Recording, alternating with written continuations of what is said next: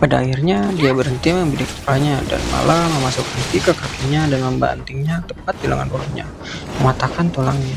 Dia mencoba berteriak, tapi suaranya lebih terdengar seperti bisikan kuat yang keluar dari mulutnya. Tak seorang pun dari luar ruangan akan dapat mendengar kata-katanya, dan beberapa poni di sana-sini di kamar untuk anak-anak seusia mereka tidak akan menjadi perhatian seseorang untuk memeriksanya. Itu salahmu sendiri, aku sudah melepaskanmu, lalu kamu terus melakukan ini, gadis bodoh. Grant berbalik, suasana hatinya yang bahagia karena menemukan kristal itu kini hancur.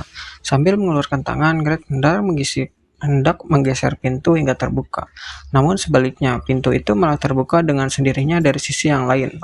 Berdiri di dekat pintu adalah seorang anak laki-laki berambut putih. Apa yang kamu lakukan di kamarku? Raj bertanya. Cukup mengejutkan melihat Grant di kamar Raj. Tidak ada alasan baginya untuk berada di sana. Yang lebih dia khawatirkan saat melihatnya adalah apakah dia telah menemukan kristal itu atau tidak. Bagaimanapun juga, benda-benda itu tidak disembunyikan di tempat yang terbaik, tapi juga tidak berencana untuk menyimpannya dalam waktu yang lama. Apa yang Safa lakukan? Bukankah seharusnya dia sudah tiba di sini sebelum aku, pikir Raj. Tak kenapa ada ekspresi gelisah di wajah Grant. Dia masih belum mengucapkan sepatah kata pun dan dahinya sedikit berkeringat. Mengintip melewat bahunya, mata Raj terpaku pada keadaan ruangan. Jantungnya berdebar lebih kencang, matanya mulai mengikuti sekeliling ruangan. Dan dia mulai melihat kasurnya terkoyak sekali lagi. Jantungnya berdetak lebih kuat dari sebelumnya dan bibirnya mulai bergetar. Namun tak lama kemudian tercium bau aneh yang masuk ke hidungnya. Bau yang sudah ia kenal, bau darah. Bagian berwarna merah terlihat di sisi dinding dan di lantai, dan samar-samar terdengar suara mengging. Akhirnya matanya tertuju pada Safa. Dia terbaring di lantai. Darah mengalir dari sisi mulut, bibirnya tergores, lengannya bengkok ke satu arah, dan wajahnya bengkak di lebih dari satu area. Jantung Ray tidak hanya mulai berdetak lebih kuat dari sebelumnya, tetapi juga lebih cepat. Rasanya seperti ingin keluar dari tenggorokannya. Fakta bahwa Ray tidak mengatakan apapun membuat Grant merinding. Orang ini, aku sudah merasakan perasaan aneh sejak hari pertama aku melihatnya. Dia tidak akan tiba-tiba peduli pada adiknya, kan? Siapa yang kubicarakan, siapapun akan melakukannya setelah menempatkannya dalam situasi itu. Jika dia mencoba memukulku, aku hanya harus melawan. Lagi pula, aku sudah memutuskan untuk meninggalkan tempat ini. Di tengah pikirannya, Red berenang melewatinya, seperti mengabaikannya. Dia kemudian berlutut di samping adiknya, melihat lebih dekat luka di tubuhnya. Saat itulah Grant memanfaatkan kesempatan ini untuk keluar dari sana. Sambil menggeser pintu hingga terbuka, dia lari ke ruangan tidak berbalik.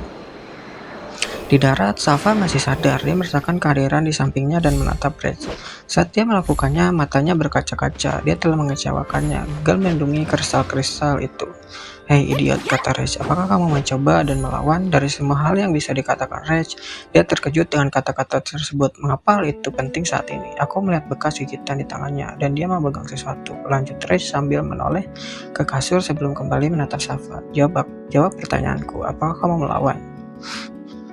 Mendengar sedikit kekesalan dalam nada bicara Red, Safa pun memutuskan untuk memberikan anggukan, meski itu menyakitkan baginya untuk melakukannya. Sambil menghela nafas panjang, Red membenamkan kepalanya ke dadanya dan melihat ke tanah. Kudengar keluarga kita tidak punya nama, jelas Red. Aku belum pernah merasa punya keluarga sebelumnya, tapi aku pernah punya nama. Nama kedua diberikan kepadaku oleh keluargaku, tapi mereka bukan keluarga, mereka hanyalah setan dalam kulit manusia. Kamu dengarkan aku, kamu adalah orang kedua yang pernah mencoba membantuku. Kamu melakukannya dengan baik. Dan saat ini ada rasa sakit yang luar biasa di dadaku. Jadi aku ingin bertanya padamu. Pada akhirnya aku memutuskan untuk melakukannya. Beri diriku nama keluarga Cromwell, jadi Safa. Reg berkata sambil menatap jauh ke dalam matanya. Sebagai hadiah karena kamu mendengarkanku, aku bertanya padamu. Apakah kamu menerima nama keluarga Cromwell? Safa tidak tahu apa yang dibicarakan Reg atau gumaman acaknya.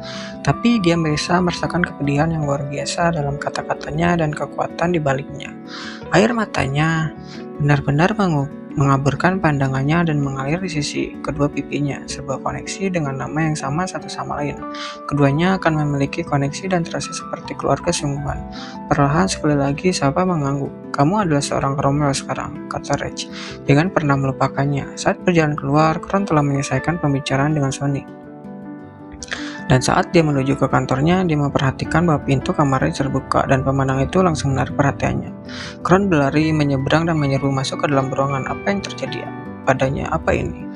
Kron bertanya. Dia harus segera ke dokter. Tidak ada waktu itu lagi, kata Rage sambil menatap dalam posisi berlutut. Dokter, pikir Kron, tapi yang terdekat ada di kota. Aku harus menggendongnya di punggungku. Tanpa ragu-ragu, Kron menjemput Salva. Dia mencoba melakukannya dengan hati-hati, tapi dia masih menengus kesakitan. Tanpa membuang waktu, dia segera berlari keluar kuil dan menuruni tangga yang panjang yang menuju ke kota. Luka-luka ini terlihat seperti luka fisik. Kenapa dia dalam keadaan seperti ini? Pikir Pak Kron. Tidak mungkin, Rage. Dia bahkan tidak memiliki keterampilan untuk melakukan hal seperti ini. Mungkinkah bayangan tentang Gren dan kejadian jamur terlintas di benaknya? Sepertinya aku telah melakukan kesalahan besar. Jika anak itu berhasil bertindak sejauh ini, maka tidak ada yang bisa menyelamatkannya. Dia tidak lagi diizinkan untuk masuk ke kuil, tapi pertama-tama aku harus menyelamatkannya. Kembali ke kamar, Rage masih berlutut di lantai. Dia sedang melihat keadaan ruangan dan darah di tanah. Jantungnya masih berdebar gencar. Mengapa orang seperti itu bertindak jauh hanya karena dia meminta mereka melakukan hal sederhana? Dia benar-benar idiot. Perasaan ini, aku tidak tahu akan secepat ini aku akan merasakannya lagi. Rage perlahan bangkit dari lantai dan melihat kasur itu lagi. Sepertinya untuk pertama kalinya kamu dan aku sepakat. Rage bisa merasakan tubuhnya semakin bereaksi saat memikirkan adiknya. Perasaan gelap dan mendalam yang muncul ke permukaan bukanlah perasaan asing bagi Rage. Dia yang berani mencuri kristal dariku dan dia yang berani melukai adikku. Sihir hitam telah aktif dari tubuh Rage dan berputar di sekitar tangannya. Mengalir ke lengannya, beberapa benda di lantai di sekelilingnya mulai bergerak, bereaksi terhadap aliran mana di udara. Di mana si kecil Gren ini? Setelah keluar dari kamar Rage, Gren segera beralih melintas aula besar dan belok kiri. Dia melewati beberapa pintu geser memiliki yang tinggal di kuil, menemukan pintunya sendiri. Dia membukanya dan menutupnya di belakangnya. Berdiri di balik pintu, Gren menarik napas dalam-dalam dengan cepat. Apakah itu tadi? Pikir Gren. Kenapa setiap kali aku melihat pria itu, dia membuatku merinding? Dia bahkan bukan orang yang ingin kutendang, sial. Tapi sekarang aku harus memikirkan apa yang harus kulakukan. Mengeluarkan kristal-kristal dari sakunya, Gren memeriksa apa kristal itu masih ada di sana. Saat dia melakukannya, dia menyatukan kristal itu dengan panik ke tanah. Telapak tangannya dipenuhi keringat. Dengan cepat, dia memungkuk untuk mengambilnya dan memasukkannya kembali ke dalam sakunya. Semuanya baik-baik saja, pikir Gren.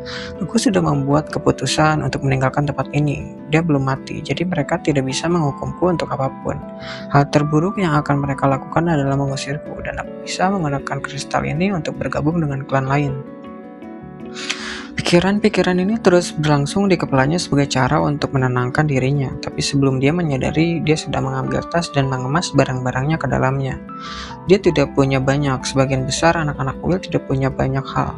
Hanya beberapa barang pribadi dan pakaian yang mereka beli dengan uang receh yang mereka terima dari Kron sesekali. Setan, pikir Gren.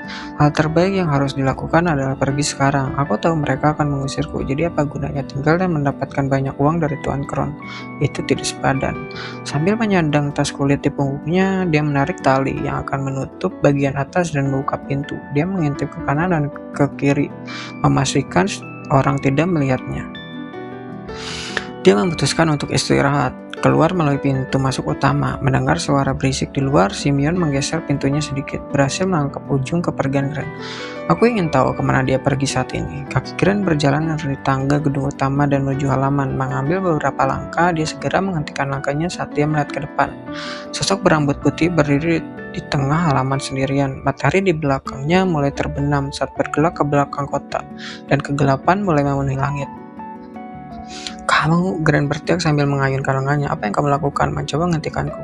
Sisi kanan mulut Rage melengkung ke atas. Aku yakin kamu memiliki sesuatu milikku. Aku tidak mengerti apa yang kamu bicarakan, dan jika kamu tidak menyingkir, aku akan mengalahkanmu, kata Gren. Mulai berjalan ke depan menuju Rage. Kau tahu, aku berharap kamu akan mengatakan itu, karena aku benar-benar tidak ingin ada alasan untuk menahan diri. Bergegas ke depan, Gren menempatkan ki di setiap langkahnya. Itu adalah sesuatu yang hanya bisa dilakukan dibandingkan dengan siswa lain. Tidak hanya memanfaatkan ki ketika melakukan keterampilan seperti shift 2 langkah, dia kemudian menyalurkan dari perutnya ke dalam tinjunya, siap untuk menutup jarak dan memukul Rage. Namun bagi Rage, dia tidak bergerak. Sebaliknya, dia meletakkan tangannya di sampingnya, dan sihir gelap mulai berputar di sekitar tangannya. Tampak seperti cairan yang terlihat bergerak. Apa itu? Gren belum pernah melihat hal yang seperti ini. Ini bukan ki, itu bukanlah teknik bertarung apapun yang pernah dia lihat atau dengar. Meski begitu, dia memilih untuk maju. Aku melihat skor yang dia dapatkan di pilar itu. Dia tidak bisa mengalahkanku. Dark Pulse, Rage mengumumkan sambil mengeluarkan tangannya. Sihir itu berdenyut 1 inci dari telapak tangannya dan melesat keluar, mengenai perut Grant. Serangannya sangat berat, menyebabkan ludah dan seluruh udara keluar dari mulutnya. Dia terangkat dan jatuh terlentang.